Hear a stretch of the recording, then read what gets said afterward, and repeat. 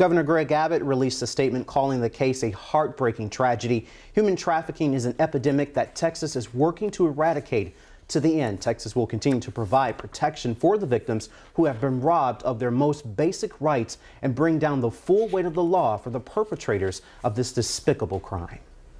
Texas lawmakers are reacting to the horrific scene out of San Antonio. We sat down with Lieutenant Governor Dan Patrick today. Yeah, he told us Homeland Security is now working with San Antonio police. Patrick believes this is a prime example of why Texas needs to do away with sanctuary cities. The hope of coming to a sanctuary city is leading people into situations with human traffickers.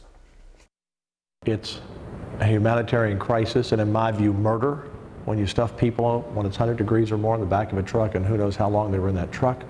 I've always said, I've said this for years, no one should have to die to come to America. We need legal immigration reform. That's up to both parties in Washington, and it has been for a long time, so that people can come here in dignity. We need to control who comes here, but those who come here, we want them to come here in dignity, not have to live in the shadows, and embrace our country.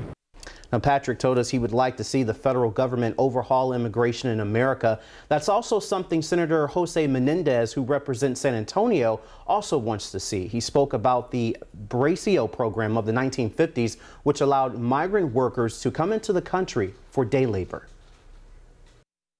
And because they knew they could go and come back because of this work program, they didn't look for desperate ways to get here at any cost, at any price, because they knew there was a way, a legal way, to come into the country, do some work, and leave. The wealthiest, most free country in the world, and we're surrounded by places that need help.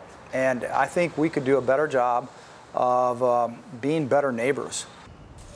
Senator Menendez believes, along with comprehensive reform, it's important not to make people who already live here victims as well.